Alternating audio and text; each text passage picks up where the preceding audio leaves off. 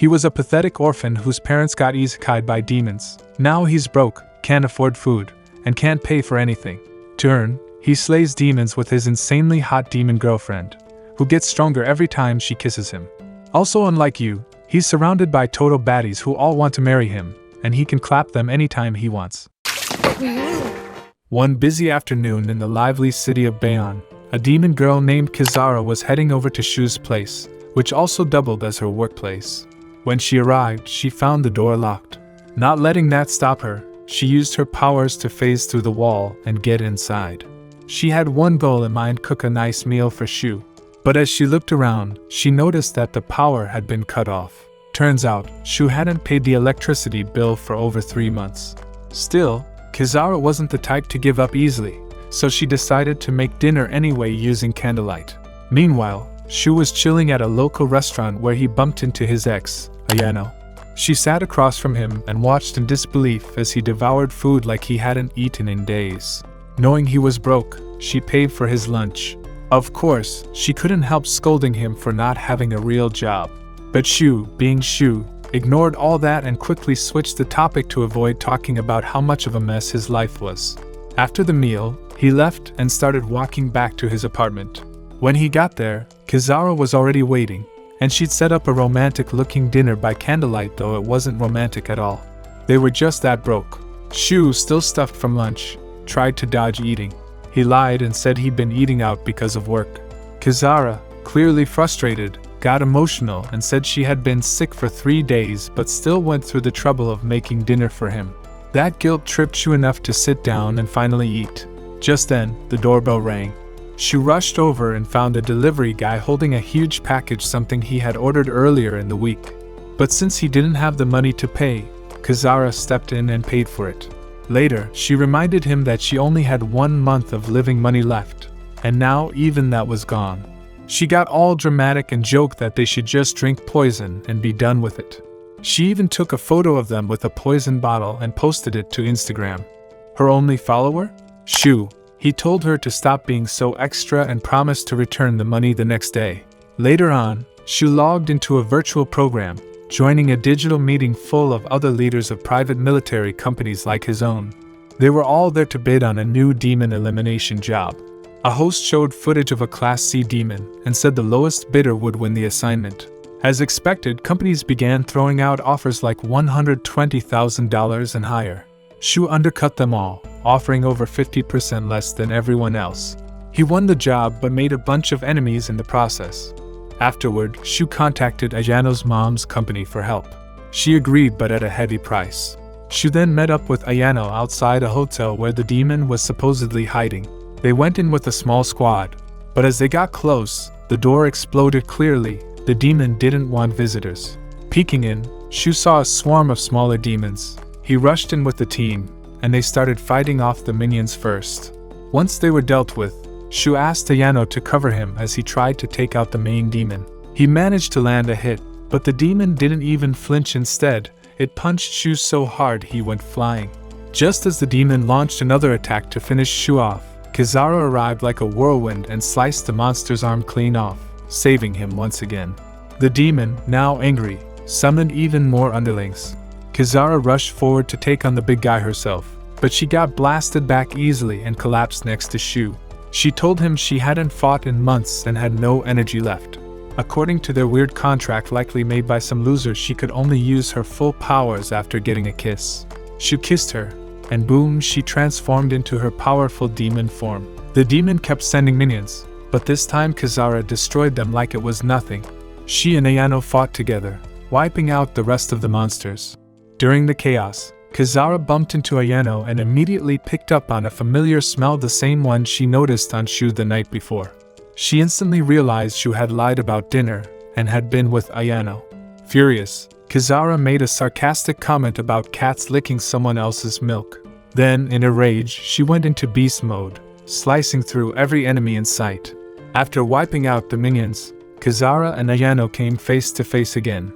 Neither of them liked the other, and after some trash talk, they started fighting. Kisara tried to cut Ayano, who dodged and fired back. Kisara avoided the bullet with ease. Their intense showdown forced Shu to jump in and try to stop them before things got worse. But Kisara was already mad. She assumed Shu liked Ayano more because of her bigger gifts and started swinging at him out of jealousy. Shu kept dodging like his life depended on it. To calm her down, he handed over his apartment key, which worked like magic. That small gesture made her ridiculously happy. With her mood fixed, she focused back on the real fight. Kisara and Ayano teamed up to beat the demon once and for all. Ayano struck the first blow with her sword, and Shu finished the demon off with his gun. Just when they thought it was over, the entire building began shaking. Shu warned everyone to get out fast before the place came crashing down. They all made it out safely, while Kisara stayed behind briefly to cut the falling rubble into smaller chunks, reducing the damage. Ayano watched in awe, thinking even a high-tier demon wouldn't stand a chance against Kisara, who herself was an elite-level demon. The next morning, Shu sat down for breakfast, only to see the same boring food Kisara always made. He sighed, clearly disappointed. He glanced over and saw Kisara working on a laptop. She explained she was trying to set up an online page to make money again, since thanks to Shu's recklessness, all the money they earned had gone into repairs and damages. Later, Kisara moved out temporarily to find a part-time job and earn some cash on her own. At the train station, she ran into her friends who joked about Shu being broke. She laughed it off, saying he was her photographer and would help her go viral online. Suddenly, a flashy blonde guy named Mikhail, student council president, and the mayor's son showed up. He clearly had a huge crush on Kisara and invited her to a fancy party that night. But Kisara walked away without saying much. Meanwhile, Shu went looking for Ayano at the gym, where she was working out. He begged her to get him a job or talk to someone at her mom's company. She told him that his way of fighting caused way too much destruction and gave the company a bad reputation. Still, he pleaded with her and promised he wouldn't stalk her again. Feeling a little soft, she decided to give her mom a call to ask for help. But just as she pulled out her phone, she saw an Instagram post from Kisara posing with Shu in his apartment. That made Ayano furious, and she immediately told Shu to get lost. Later that evening, over at Allah Defender & Co., Ayano's mom was talking with the mayor's secretary. He mentioned that there might be an assassination attempt on the mayor, possibly by a demon. They asked her to send a team just in case. At first, she was unsure, but then she thought of Shu and how badly he needed work. So she agreed to the mission and sent Shu, Kisara, Ayano, and her squad to handle the threat. Later, Shu was standing guard in one of the hallways when an old familiar face walked up to him. It was Miles, the bald guy who looked after him when his parents passed away. They started chatting about demons and life, and in the middle of it, Miles handed Shu a large black cigarette. He told Shu to drop by their neighborhood for dinner sometime because the crew missed him. But Shu, in full degenerate mode, ignored the invite and just asked for more smokes like his lungs didn't matter. Meanwhile, inside the party hall, Kisara was having the time of her life.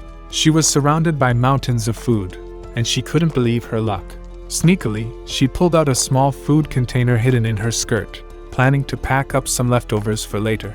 But before she could start scooping anything, Mikhail suddenly popped up next to her. He began bragging about how much money he could throw at her. Thankfully, the mayor stepped in and started his speech, which was being broadcast to every corner of the city. As expected, he was saying all the usual garbage, talking big about equal rights, job opportunities, and a better future. You know, classic shady politician talk. Suddenly, Shu spotted a furious demon glaring at the mayor like he wanted to turn him into a headline. The demon planned to make a scene on live TV by killing the mayor, claiming he was doing it to make a statement as a proud Sigma male. Most demons lose all sense of humanity after turning, but this one was still talking and thinking like a regular person. He phased right through a wall behind the mayor, and was just about to stab him from behind when Kisara noticed something was off. She bolted toward the stage, tackled the demon away, and slammed him into a nearby column. Ayano and her squad immediately jumped into attack. Ayano told her team to lock the place down as the demon tried to escape. She chased after him, but her dress got caught, so without hesitation, she shot off half of it like an action movie heroine and sprinted after him in beast mode. The demon kept slipping through walls, but Kisara kept right on him, phasing through too. She appeared in front of him and swung, but he dodged her strike and blocked incoming bullets before diving through the floor. Luckily, Ayano was already downstairs and blasted him twice in the head. The demon dropped but stood back up and vanished through the wall again, only to sneak behind her for a surprise attack. But Kisara showed up just in time and booted him away. Ayano rushed him and pointed her gun, but the demon suddenly started speaking again. He said he just wanted to expose the mayor for being a filthy old creep. Ayano hesitated, realizing this demon hadn't completely lost his mind. But that tiny pause gave him just enough time to vanish through the floor again. Kisara snapped at Ayano, furious that she let the guy slip away. Back upstairs, Shu finally decided to be useful. He smashed through a window like an idiot and confronted the demon inside a server room, with Kisara arriving soon after. The two of them cornered the demon, preparing to finish the fight. Just then, Shu got a call from Ayano's mom. She told him that this demon's brain was still human and that he must be captured alive, no killing allowed. That was a huge problem since neither Shu nor Kisara had the gear to take down a demon without lethal force. Kisara suggested hitting him with the blunt end of her sword, but it was still risky. Shu, being completely unprepared, jumped online and started browsing weapons on Amazon. Kisara stopped him, saying the price of the equipment matched the entire payout for this mission. While they argued over cash, the demon used their distraction to escape by jumping out of the building. Shu and Kisara ran to the window. Kisara reminded him that if he bought the tool, they'd be eating air sandwiches for the next month. Shu looked at her and told her he'd just take more spicy pics of her to boost her online following. That convinced her. They placed the order. Amazingly, Amazon's hyper-fast delivery came through. As soon as the demon hit the ground, a delivery truck zoomed in and smashed into him, knocking him out. Shu climbed down, and a confident woman stepped out of the truck and handed him the fancy demon-capturing gadget which they didn't even need anymore. The demon was tied up and sent straight to the hospital. Kisara and Shu headed home. A few days later, Shu had a terrifying dream. In it, he saw his little sister Kana, frightened and all alone. She was crying and calling out for their parents and him. Suddenly, a sword pierced through her stomach, and some sort of curse began to enter her body. Before things got worse, Shu woke up in a panic. Just like any homesick loser in the big city, he missed his mom, dad, and baby sister. Still shaken, he reached for a family photo but saw that Kisara had taped her own picture into the frame, pretending to be part of the family. Annoyed, Shu tried to peel it off. Elsewhere, in some shady underground lab, a man carrying a metal box was running for his life while getting chased by armed officers. The cops had strict orders: recover the core at any cost. They opened fire, and the man dropped the box as he fell to the ground. As he lay there, his phone rang. A voice on the line reminded him that no normal person could have pulled this mission off. The voice explained that it had created 3 emergency backup plans for him, rank B, C, and D, based on his soul's budget. The man ignored the lecture and screamed into the phone that he wanted the strongest one. Suddenly, his phone started glowing with strange energy. Back in Shu's apartment, it was another candlelit night as always. Kisara checked her phone and announced that the entire city had lost power. Shu looked shocked and joked that maybe now the whole city was broke like them. Kisara added that even the trains had stopped and wondered if she'd be able to go to school the next day. Just then, a letter arrived at their door. Shu opened it and read it quickly. Then he turned to Kisara and told her that, honestly, she might not be going to school anymore. The next morning, a private meeting was held in the mayor's office with 2 government agents. They were talking about a dead worker from a barren city power plant. One official said the man might have been a foreign spy. The other added he could have been after the city's special tech, something called refined orgonium. They explained that Barren City was originally built for mining this rare energy source. The city used cutting-edge systems and tech that most other countries were desperate to steal. In the past 5 years, 30 spies had snuck into the city. One of them even created a demon disaster. Since they couldn't hide something this big from the public, the official gave the mayor a pre-written story to help cover it up, then handed him a letter to sign so they could move forward with the lie. While all that was going on, Shu met Ayano at a park. She asked why he dragged her out there, saying she'd left work to see him and didn't want her time wasted. She looked at her outfit, a little revealing, and awkwardly asked if she really wore that to work. Ayano rolled her eyes and said she just rushed over without changing. She told him to cut the nonsense and explain what he wanted. Shu pulled out a secret photo of a massive B-class monster that looked like a giant caterpillar. He said that even though it looked huge, he and Kisara could handle it easily. Ayano asked if he planned to kill the thing, and Shu said he wouldn't let her down. But like any ex still holding a grudge, Ayano started listing all the times he messed up, skipping her birthday, ditching a date to go party, quitting his job without warning, and replacing her with a demon girl as a partner. Shu was completely lost. He didn't even remember most of that. Still, he apologized for hurting her. Hiding nearby behind a waterfall, Kisara had overheard the whole conversation. Later on, Shu showed up at another demon hunting auction, where a group of professional hunters had gathered to bid on the job of taking down a B-rank caterpillar demon. The chief started the bidding at $200,000, but some of the other hunters weren't having it. They argued that the monster was worth at least $500,000. Just like before, Shu had been sitting silently in the back until he suddenly jumped in and slashed the price down way lower than everyone else. This ticked off the other bidders so much that they started whispering about jumping him afterward. Meanwhile, in another room, Miles and his teammate Tetsuya were looking over Shu and Kisara's profiles, analyzing them carefully and chatting about their history. Back in the auction hall, the tension got worse until the auctioneer cut everyone off and announced that the bidding was now cancelled. A new update had just come in. The caterpillar demon had apparently swallowed a highly radioactive energy core, something powerful enough to keep the whole city running for a full week. Now, the mission had changed. Instead of just killing the demon, the hunters had to retrieve the core intact. Despite the new risk, Shu stuck to his original offer and still wanted the job for the same low pay. Everyone stared at him like he was out of his mind.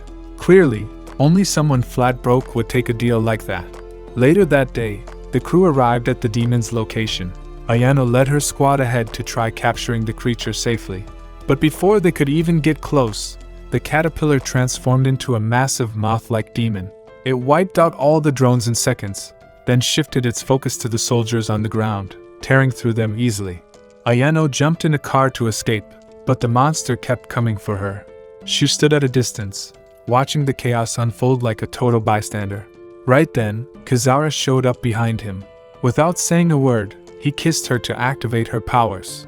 Now fully charged, she zoomed in just in time to save Ayano. A huge chunk of debris was about to crush her, but Kisara sliced it into pieces mid-air. She flew at the demon, dodging all of its attacks with ease, and stabbed it in the back, forcing it to back off. The moth demon tried to shoot energy beams at her, but she slipped right past them and kept hammering it with her sword, cracking open its tough outer shell. Spotting the opening, Shu pulled out his sniper rifle and landed a clean shot on the exposed part of the demon's body. It staggered back from the impact. The demon, in a desperate move, charged up a massive beam attack to blast everything. But Shu loaded another round and hit the exact same weak point again, this time taking the demon out completely. From a distance, Miles and Tetsuya were watching the whole fight. They couldn't help but admit that, in the end, even the police had to rely on Shu. Back on the battlefield, Kisara was retrieving something from the demon's remains when Ayano walked up and asked if she should thank her. Kisara said it was optional, but in that moment, she accidentally pulled one of Shu's memories from his mind. It was a memory of one of his dates with Ayano, and it made Kisara feel an unexpected wave of guilt. She apologized quietly. The next day, Ayano was sent to the docks to deal with a gang war that had escalated. Two rival mafia groups had clashed, and one side had apparently made a deal with the demon, gaining brutal powers. She stepped into a dark warehouse and found the floor littered with corpses. Some were already dead, others barely alive. As she walked deeper in, a glint caught her eye. It was a gun barrel aimed right at her. A demon hazard opened fire, forcing Ayano to duck for cover. She ordered one of her agents to take a shot with a sniper, while another fired a rocket launcher. The demon was taken down after a heavy assault. Miles later told the team they were lucky this wasn't even a high-tier demon, otherwise things would have been a lot worse. As the scene settled, Ayano noticed a young man being carried to an ambulance. His girlfriend was screaming in the crowd, begging not to be separated from him. Meanwhile, Shu and Kisara were back home eating another candlelit dinner, since their electricity was still cut.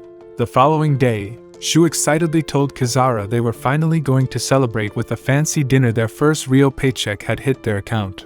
Just then, A luxury car pulled up outside their building, and out stepped Mikhail, the rich flashy guy from earlier. He'd come to see Kisara again, hoping to impress her with money and status. But Kisara shut him down cold, staying loyal to Shu and telling Mikhail to back off. Mikhail didn't like that one bit. He started getting aggressive with Shu, who barely reacted.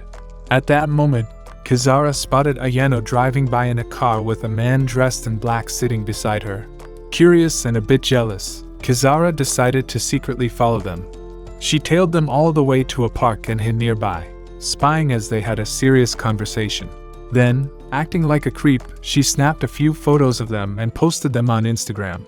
Shu saw the photos pop up on his phone and rushed to the park. He found Ayano and the man, apologized for Kisara's stalking behavior, and tried to explain. The man introduced himself as Tetsuya, a special agent from the Anti-Demon Task Force. He said he was working on a case involving the recent gang chaos, and more importantly, he was also looking into the demon responsible for killing Shu's family. Hearing that, Shu lost it. He turned to Ayano and shouted at her for setting this up behind his back. While he kept ranting about justice and being betrayed, Tetsuya got a call from the police. Tony, the injured guy from the docks, had just been found dead at the hospital. Shu immediately rushed over and met with Miles, who told him that Tony was already dead by the time he arrived. No one knew who did it. The wounds were made with an ordinary knife, and it had the symbol of a rival gang. Later that night, Shu stood outside Ayano's hotel and called her. When she picked up, he apologized for the scene in the park, but Ayano didn't want to hear it. She told him to go home. Shu begged her to team up again, but she snapped, telling him he never thought about how his choices hurt others. She brought up the time she waited for him during their relationship, but he had ditched her to hunt demons. Shu stood there clueless. He didn't remember any of that. That broke Ayano. She turned and ran away in tears. Elsewhere, Tetsuya arrived at a new crime scene where something even darker had happened. The gang members who were suspected of killing Tony had turned on each other. The entire place was wrecked. Bodies were everywhere, and the entire gang seemed to have been wiped out from the inside. At the same time, Ayano was sitting under a bridge, crying alone. Kisara found her there. Calmly, Kisara admitted something shocking: she was the reason Shu had forgotten all those memories. Their contract allowed her to feed on his memories, and she had been deleting the ones about Ayano on purpose so Shu wouldn't fall for her again. Ayano was horrified, but Kisara didn't care. She made it clear that she was keeping Shu to herself like some obsessive maniac guarding her prize. Ayano stood up, disgusted, and told Kisara never to speak to her again. Back in the city, Shu was struggling with everything that had just happened. To clear his mind, he stepped outside for a smoke. While he was standing there, an arrow pierced a trash can next to him, carrying a note. The message revealed the location of the gang's base. Shu didn't hesitate. He grabbed a nearby bike and sped off to the address. When he arrived, the place was crawling with cops. Ignoring them, he barged in, gun ready, looking like a low-budget action hero. Inside, he saw a stunning woman in a red dress cutting through gangsters like it was nothing. One tried to shoot her, but she dodged and slashed his throat without blinking. Shu jumped in, firing at her, but she dodged everything and ran into the men's restroom. He followed only to find the whole place full of mirrors. It was impossible to track anything in there. The woman popped out of one of the reflections, and Shu fired wildly. She dodged again. Thinking fast, he smashed most of the mirrors to limit her tricks. But by the time he was done, she had vanished. Tetsuya showed up right after and joined Shu outside the bathroom. They found a wounded gang member still barely alive. They asked him if there were any demon hazards involved in Tony's gang. The man dropped one last shocking truth: the demon who wiped them out wasn't part of any gang. It was Tony's girlfriend. She had been the one behind everything, out for blood, not business. As Ayano was heading back home that night, she suddenly found herself face to face with the same dangerous demon woman that Shu had been tracking for days. The demon jumped straight at her, claws ready. But just in time, Kisara appeared out of nowhere and blocked the attack, saving Ayano from getting hurt. Shu, who happened to be on a call with Kisara during the chaos, heard the struggle, but before anyone could pin the demon down, she escaped again, disappearing right before their eyes. Kisara quickly handed Ayano a handgun and said they had to act fast before the demon could regroup and come after them again. Just seconds later, Kisara noticed the demon sneaking in through a nearby window right behind Ayano. Before she could react, the demon slashed Ayano's arm. Ayano, despite being injured, gritted her teeth and managed to fire back. Even though both of them tried their best, the demon vanished again, this time slipping into a small mirror on the wall. Kisara didn't hesitate. She dove in after her, chasing her through the reflection, but ended up getting stuck inside the mirror like she was caught in a weird magical trap. Not long after, Shu arrived at the scene along with some officers, only to find a wounded Ayano and Kisara trapped in the mirror, calling for help. Later that night, Shu met up with Detective Tetsuya at a quiet diner. Tetsuya told him that Ayano was now being protected in a secure shelter run by the anti-demon unit. He then asked Shu how he managed to find out about the B-class demon so quickly. Shu, being secretive as always, refused to say anything and brushed it off by saying he had a business to run and couldn't reveal his sources.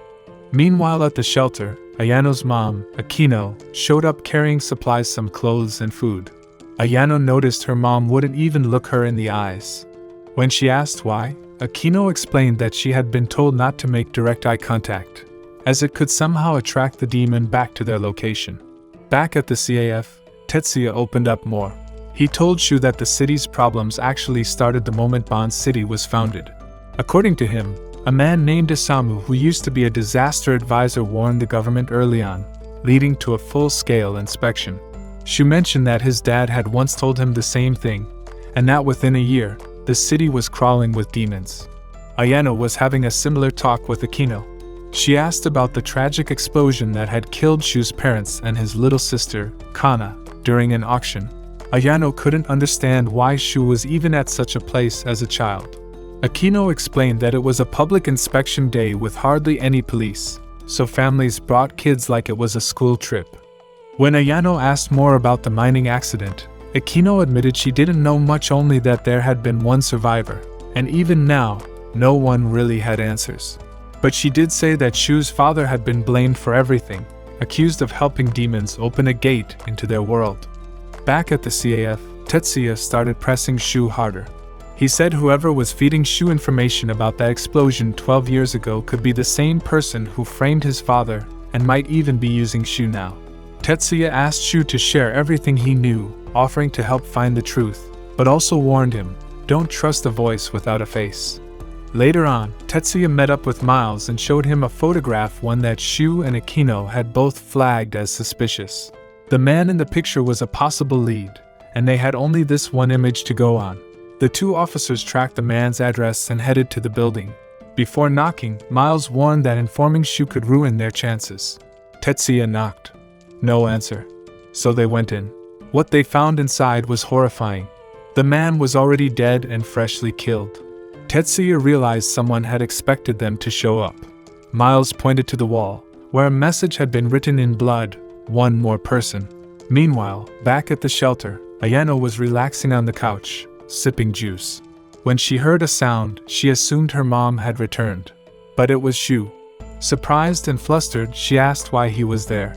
He said he had just scored a new job and wanted to share the news. Ayano wasn't in the mood and told him to leave. Shu said he couldn't. He needed to capture the demon to get Ayano out of lockdown. Ayano challenged him, was Tetsuya really helping him dig up the truth about his past? And what if the stories were true, that his father had sided with demons? Shu said if it was true, he owed everyone an apology.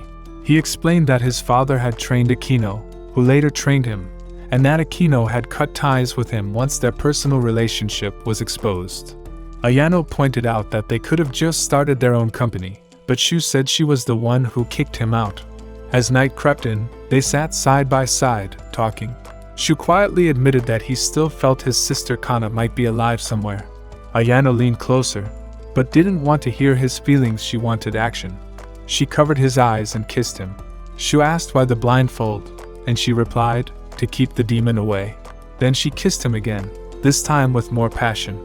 That night, the demon broke into the shed where Ayano was staying.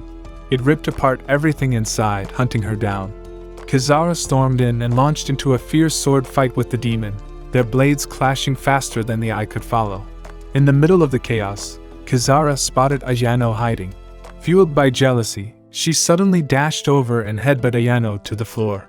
Furious, Kisara accused her of trying to steal Shu away. Ayano denied it, calling Shu a nobody she'd never be interested in, but Kisara wasn't buying it. Kisara warned Ayano to shut it before she shoved her blade down her throat figuratively, but she meant it. Just then, all the glass in the building shattered. Shu showed up and felt a blade pressed against his back. It was Kisara. She was shaking with rage and demanded he give her all his energy so she could finish this once and for all. She kissed him hard, draining his energy and even wiping his memories of the night, as their contract allowed. With her power maxed out, Kisara rushed the demon and launched a devastating combo. The demon blocked most of it, then ducked underground to attack from behind. Just as the demon was about to stab Kisara from behind, she charged in and elbowed her away. He went for a follow-up punch, but the demon backed off and tried to phase through the wall to escape. Thinking fast, she threw an anti-demon round at her, hitting her square in the chest and freezing her mid-teleport. Kisara dashed forward and stabbed her right in the same spot, killing her instantly. Weeks passed. Kisara had disappeared after the fight. She left no notes, no messages. Shu hadn't seen her since.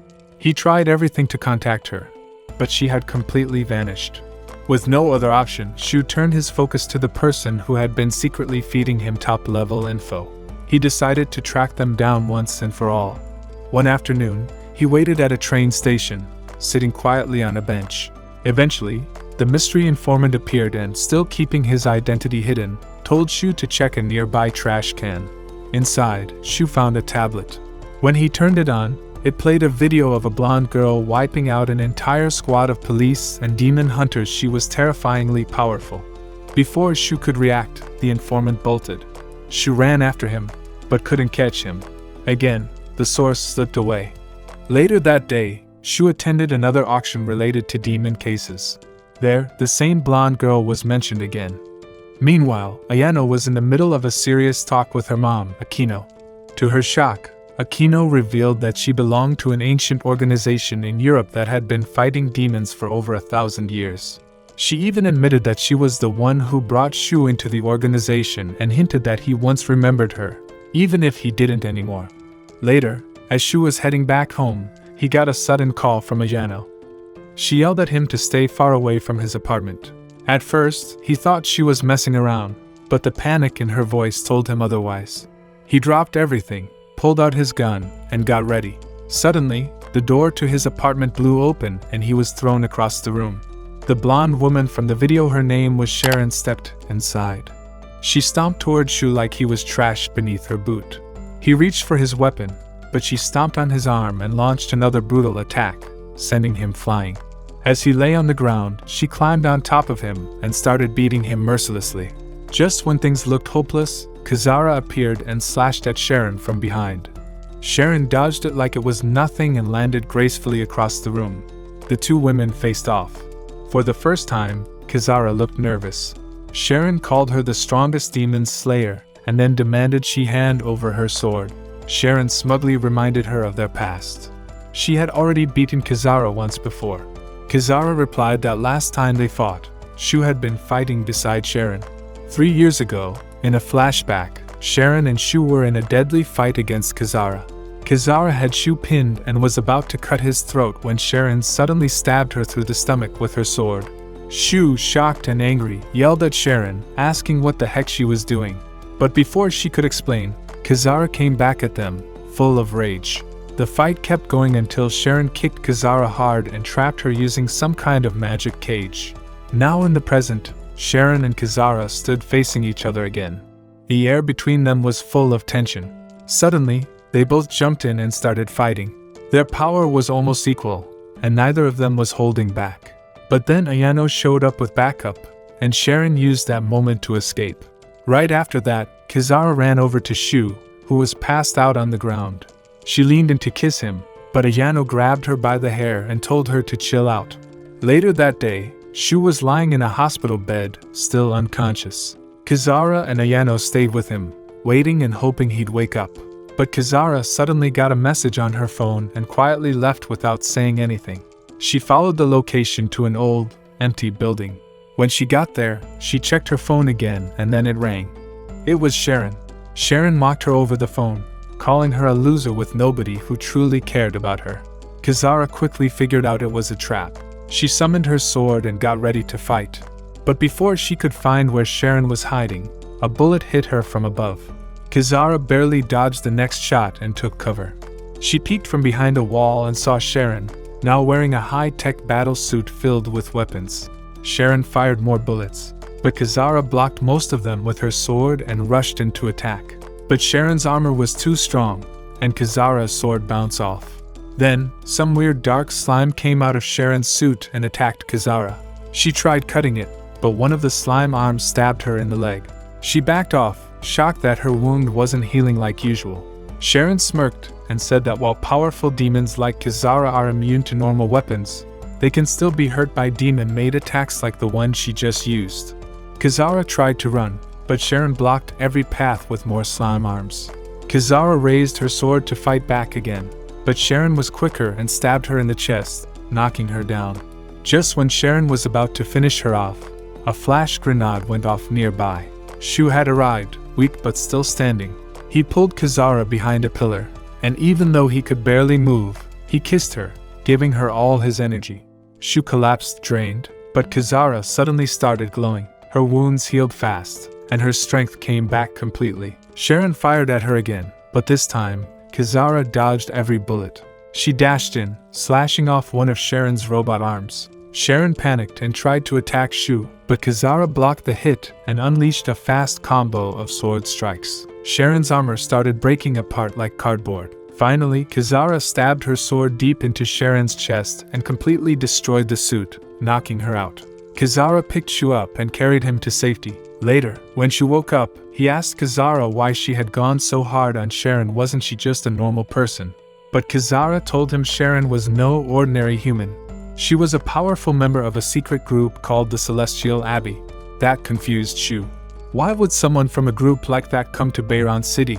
Kisara looked guilty, like she was hiding something. She quickly changed the subject and said they should go home and eat. Since she loves food, he agreed. Just moments later, Ayano showed up with 2 cups of coffee only to see that Kisara had already taken Shu home.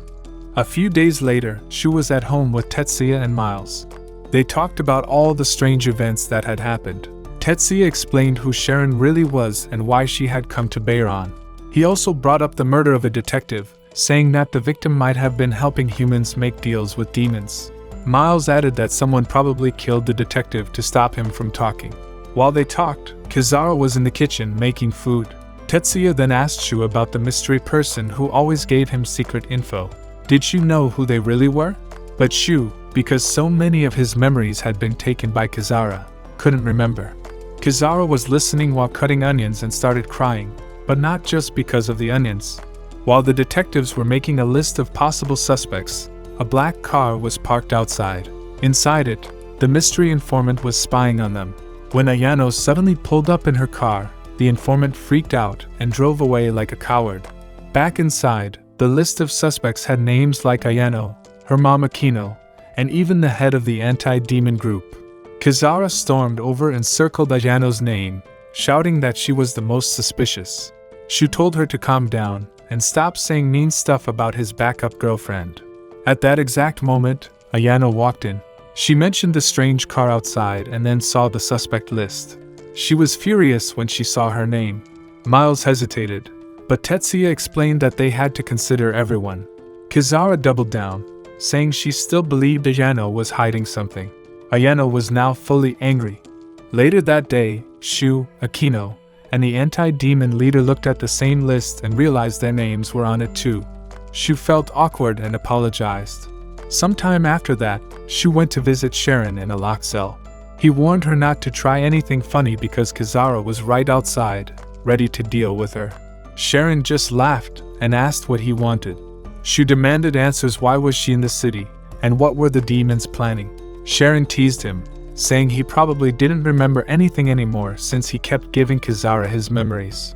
Shu got mad and said Kisara only took unimportant memories, not the big ones from 12 years ago. Sharon then asked if he remembered something called Asmodeus. She claimed she had already told him about it 2 years ago. But Shu, struggling with missing memories, had no clue what she was talking about. That made him even more frustrated. Sharon laughed and said Kisara probably took that memory too because it was tied to something romantic between them. Now getting more upset, Shu finally asked who is Asmodeus. Sharon said that Shu was so focused on Kisara and his family that he was missing the bigger picture. She warned him that if he kept going like this, he'd never be able to live peacefully with Kisara. Shu snapped that he didn't ask for love advice. Sharon just smirked and told him the secret agent he was chasing wasn't working alone. That agent was being controlled by Asmodeus. She said Asmodeus was behind everything, someone who controlled demons inside the city while keeping it all hidden from the people. Shu leaned in and asked if she had any leads. Sharon gave him a mysterious clue, just enough to keep him chasing the truth. Later on, Tetsuya and Miles were sitting in a quiet office. Tetsuya looked stressed, trying to figure out who the real suspect could be. After a few minutes, Miles said goodbye and left. But Tetsuya stayed back, digging deeper into his research. Suddenly, something on his screen shocked him. Without wasting time, he rushed out of the room, determined to act. Not far away, hidden in the shadows, the same mysterious informant who had been outside Shu's house was secretly watching Tetsuya. Tetsuya jumped into his car and tried calling Shu, but the call didn't go through. He kept driving toward Shu's location and finally managed to get a signal. Over the phone, he told Shu they needed to meet right away. But before he could finish speaking, bang! A gunshot echoed through the line, making Shu panic. Shu immediately rushed to the location, bringing Kisara with him. When they got there, they were horrified to find Tetsuya dead in his car. Shu dropped to his knees dramatically, crushed by the loss. Suddenly, they spotted a shadowy figure sprinting across the parking lot. Without hesitation, Shu and Kisara chased after him. When they caught up, Shu realized it was the same informant who had been giving him secret tips all along.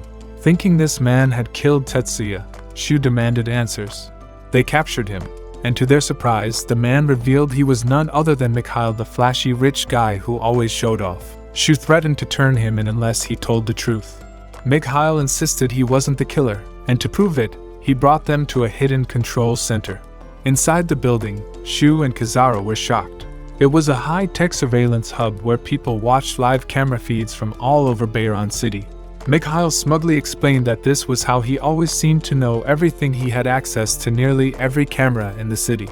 They pulled up footage from the moment Tetsuya was shot, but all they could see was a hooded figure pulling the trigger and walking away. No face, no clues. Shu was frustrated they were still no closer to solving the case. The next day, Shu attended Tetsuya's funeral. After the ceremony, Miles offered him a ride home. While sitting in the car, Shu noticed a tattoo on Miles's arm. It triggered a memory, one that made everything click. Shu stayed calm and asked quietly, "Why did you kill Tetsuya?" Miles sighed and admitted it. He said Tetsuya had found out that Miles was the only other person besides Shu who had direct access to demon-related intel. Once Miles realized Tetsuya had figured it out, he had no choice but to eliminate him, his own partner. Miles took Shu to a quiet park. Shu calmly told him the police had already surrounded the area, but Miles wasn't worried. He smirked, knowing regular cops wouldn't be able to stop him. Right then, he began transforming his body, turning into a terrifying demon form. Everyone nearby watched in horror. The police opened fire, but Miles blocked every bullet with a glowing shield of energy. Shu turned to Kisara and asked if there was any way to capture him alive, but Kisara said no. Miles had already crossed the line. He couldn't be saved. Suddenly, Miles started launching powerful attacks, most of them aimed straight at Ayano. She was badly injured. Just as he was about to land a finishing blow, Sharon zoomed in on a motorcycle and attacked Miles with her sword. But Sharon didn't realize that Miles could regenerate. He recovered in seconds and swung at her. Ayano jumped in at the last second, stopping his attack and giving Sharon time to escape. Shu knew it was time. He looked at Kisara and gave her the signal. He kissed her, sending all his energy into her, and told her to preserve Miles's memories before finishing him. Now fully powered, Kisara charged in. She slashed through the chains Miles had fired at Sharon and Ayano. Miles kicked her away, but she recovered fast and struck back. She dodged his attacks, cut off more of his chains, and then flew into the air. Miles punched her, but she blocked it mid-air, balanced herself, and stabbed him in the back. Miles yanked the sword out and threw her across the ground. Then he turned and charged at Shu, but Shu was ready. He lifted his gun and fired a perfect shot straight into Miles's head, killing him instantly. After the battle, Kisara walked over and placed her hand on the fallen demon's chest. She pulled out Miles's final memories. In that memory, a younger Shu watched Miles grow close to his family. Miles became like family to them. But everything changed when Miles's daughter got seriously sick. He spent all his time at the hospital, desperate to save her. One day, a powerful demon appeared as Modius. The demon promised to cure Miles's daughter if Miles agreed to do whatever he was told. Out of love and fear, Miles accepted. That night, Miles was led to a dark cave, where Asmodeus appeared in the shape of Shu's mother. Shu's dad was already dying on the ground, and Asmodeus was about to kill little Kana, Shu's sister. Miles couldn't take it. He stepped in and stopped the demon, yelling that this wasn't part of the deal. Surprisingly, Asmodeus agreed and let Shu live. Miles picked up the unconscious boy and carried him out of the cave. Behind them, a huge explosion wiped out everything. Later, as promised, Miles's daughter recovered. To pay back his debt and hide his guilt, Miles started raising Shu as his own son. Back at the base, Shu and the others tried to figure out who Asmodeus really was and why Shu's father had died. Suddenly, Sharon stood up and opened a PowerPoint like she was about to give a school project. She explained that throughout history, one demon kept coming back over and over by taking control of different women. Every time this demon appeared, tons of other demons would follow, and the place would eventually be destroyed. Sharon said this demon had to be Asmodeus. Ayano guessed that Asmodeus first appeared in Bayron City 12 years ago, but her mom, Akino, interrupted and told her to stop talking. She said demons had already existed before that. Asmodeus had only come later, drawn by the city's powerful energy core. Akino believed the real answers were buried in the old mine that sank into the ocean 12 years ago. Hearing this, Ayano drove straight into town to find her friend Linhua. But Linhua was annoyed. Ayano pulled out photos of the ocean, pointing to where the mine used to be. She demanded the exact coordinates. Linhua told her the area was restricted. Civilians weren't allowed near it. "This isn't a movie," she said. But Ayano wasn't backing down. She drove to a nearby bridge and asked again why had the government hidden this from the public. Linhua refused to answer. Ayano suddenly pulled a gun and demanded the coordinates again. Linhua, now terrified, swore she didn't know the exact location. Out of nowhere, a missile hit the road ahead. Ayano swerved just in time. Shocked, she accused Linhua of setting her up. But Linhua looked just as scared. Before they could figure out what was happening, a blond man with a robotic arm crashed onto their car. He was standing on top of a tank. Nearby, a loud soldier and a guy with an afro shouted at Ayano, saying she was surrounded and that even her mom's HQ was under attack. Suddenly, Mikhail, the same annoying rich guy, appeared on a screen. He casually asked Linhua if she was okay. Linhua nervously said she was just out driving with her friend. Mikhail didn't care. He told Ayano to surrender or her mom would be sent to Nirvana. Ayano was overwhelmed. She almost stepped out of the car.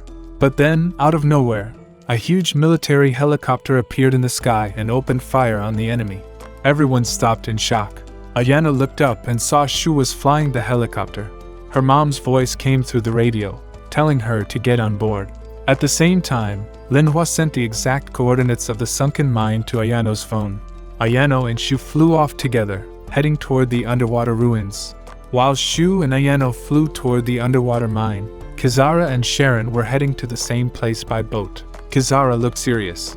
She told Sharon that she didn't want Shu to get hurt anymore and that she'd rescue Kana herself, no matter what. Sharon asked her for the flash drive, and Kisara handed it over. Sharon then explained something terrifying. She showed Kisara a pattern that appeared during every demon outbreak. It looked like Asmodeus, the demon behind everything, was trying to draw something using all the destruction across the world. And now, the final part of that pattern was almost complete right where the sunken mine was. Sharon revealed that Asmodeus had possessed Shu's mom 16 years ago. Kana was born after that, which meant she was half demon. But Shu had been born earlier, which made him fully human. Sharon believed Asmodeus's plan was to build a world where demons and humans could live together. But in reality, this dream was impossible. And Kana, who was likely still alive at the bottom of the sea, was the key to opening a gate that could let millions of demons invade the city. Eventually, Kisara and Sharon arrived at the mine and explored the dark tunnels. In the center, they found a young girl unconscious and tied up. It was Kana. Kisara was overwhelmed and ran toward her, but something felt wrong. She quickly turned around and blocked a sudden kick from Sharon. Sharon told her Kana couldn't be allowed to live. She was too dangerous, and even if they saved her now, she could still be used later to open the gate. But Kisara refused. She said Kana was Shu's little sister, the only family he had left, and she wouldn't let anyone hurt her. Meanwhile, Mikhail learned about Kana and the threat she posed. Without waiting, he pressed a button that launched a nuclear satellite strike aimed right at the island. Back in the cave, Kana's body started glowing. Her back burst open and a massive demon hand came out just as the satellite beam hit. The explosion happened right in front of Shu and Ayano, but when the smoke cleared, the island was still there. Suddenly, a gigantic demon hand shot up from the ground, reaching into the sky. Kisara, now in her demon form, flew above the battlefield carrying Sharon. Asmodeus had completely taken over Kana's body. Sharon fought hard, cutting through every attack. Kisara jumped in, slashing through waves of monsters with her sword. Shu, watching from the helicopter, told Ayano to take over flying. Then he jumped down to help. Sharon got knocked down and slammed into the ground. Kisara rushed in to help, but suddenly a clone of herself appeared and grabbed her from behind. The clone started choking her. Then, a gunshot rang out. Shu had shot the clone. He ran to Kisara and held her in his arms. He told her to kiss him and take his energy. He said he didn't care how many memories he lost, he just wanted to save her. But Kisara started crying. She said she couldn't do it anymore. She was scared he would forget who he really was. Before they could decide anything, Kisara was suddenly stabbed through the back by a spear. Blood poured from her mouth. Behind her stood Kana, now completely possessed by Asmodeus. Kisara tried to pull the spear out, but it was too painful. She started seeing memories of younger Shu. The air around them began glowing like starlight. Ayano flew the helicopter close to where they were and yelled at Shu to climb aboard. But Shu refused. He looked at Kisara and said he wasn't going to leave her. Kisara, bleeding and barely conscious, told him to save himself. But Shu wouldn't move. Suddenly, Sharon ran up from behind, grabbed Shu, and hooked him to the helicopter. As they flew away, the giant demon hand vanished, leaving Kisara still stuck on the ground with the spear through her chest. Kana stared at her coldly. Kisara gripped the spear again. Shu's memories suddenly came rushing into her mind. She saw everything Shu had once been with, clapping both Ayano and Sharon. Furious, Kisara ripped the spear out and faced Kana with rage. She raised her weapon to kill her but stopped when she remembered Kana was Shu's sister. That pause gave Kana just enough time to charge a huge energy blast. She fired it straight at Kisara, sending her flying into the ocean.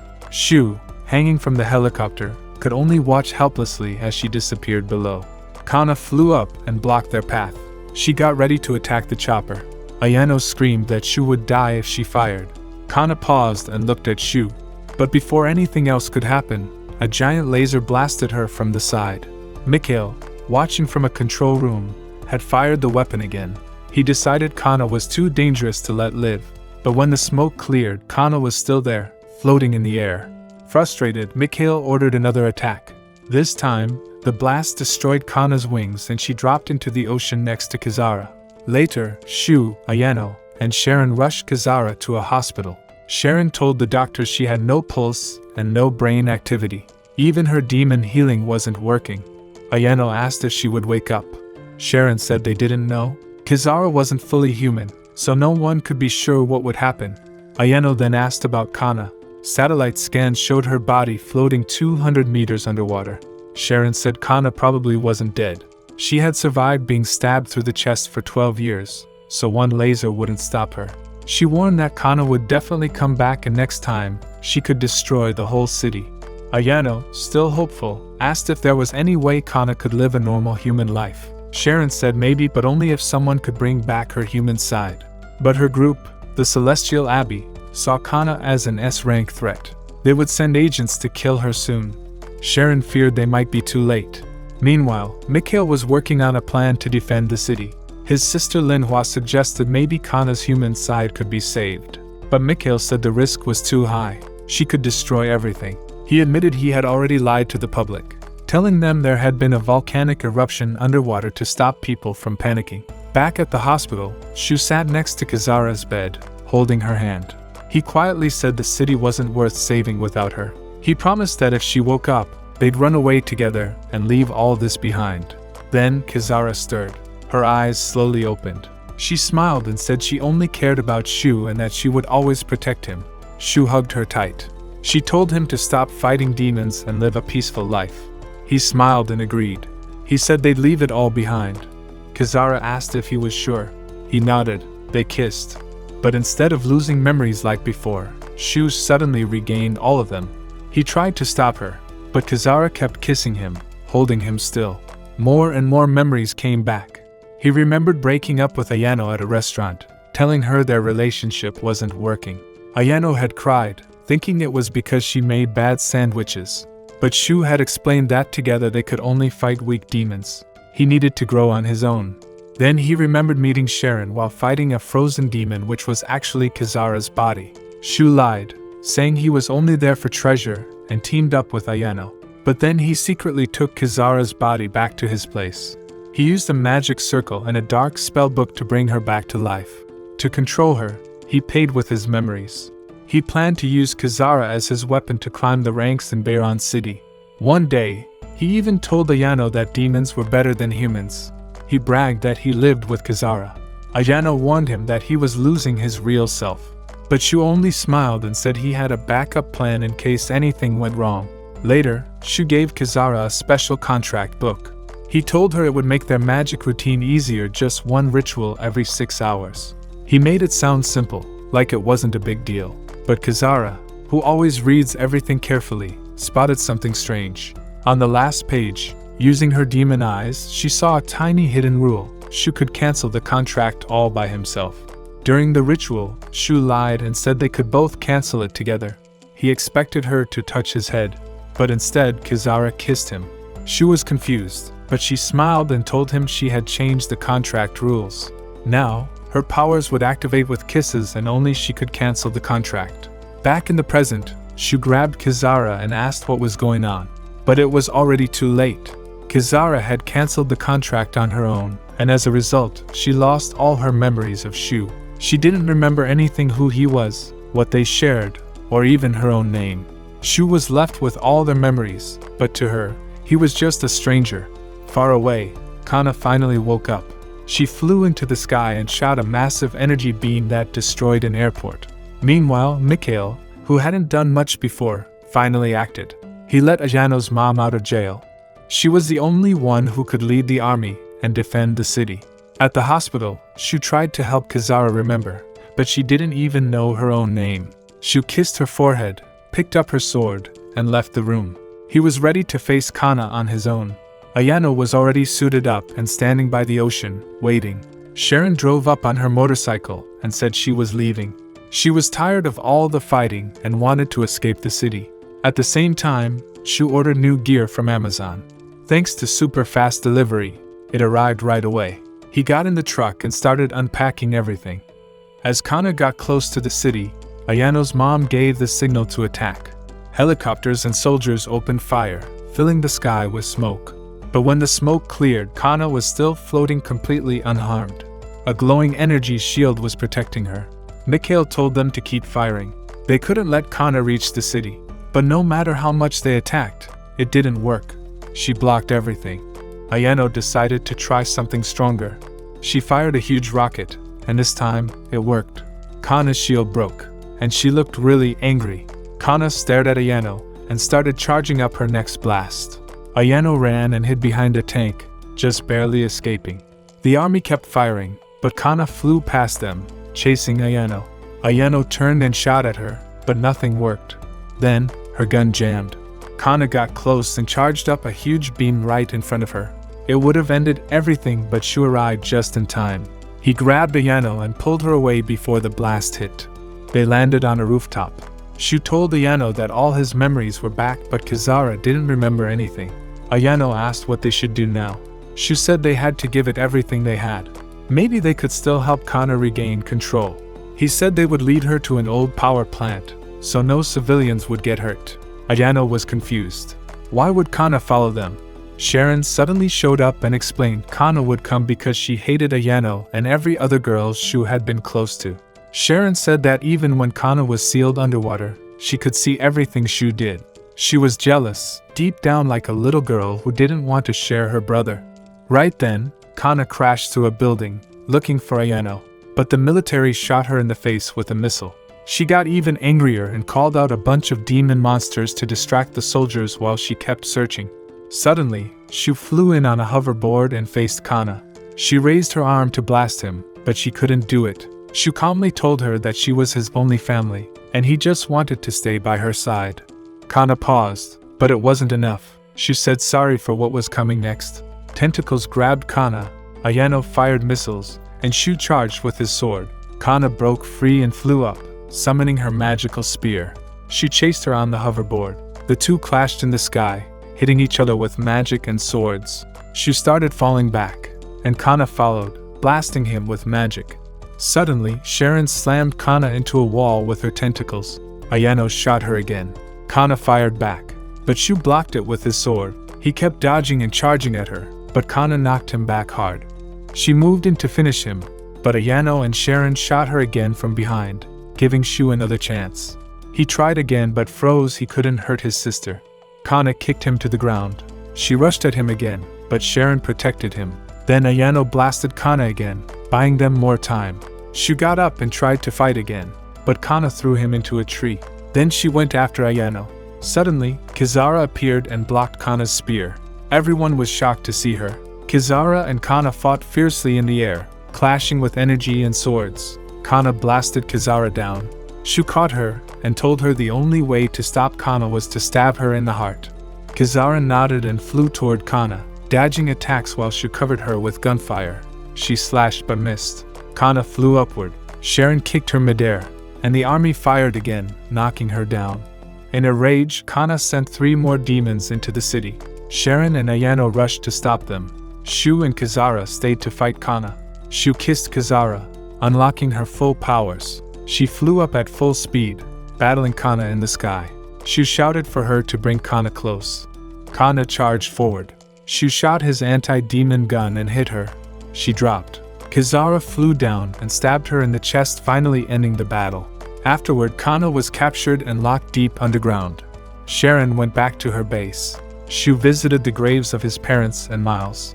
Outside the graveyard, Kisara, still with no memory, waited for him. They walked back to Shu's place. But when they entered, they saw something shocking. Kana, now in her human form, was sitting in the kitchen, stuffing her face with food. She had escaped. Kisara stared at her. Then Ayano walked in too, and just like that it was time for a new round. And that's where this video ends. Watch this following video and I'll see you in the next one.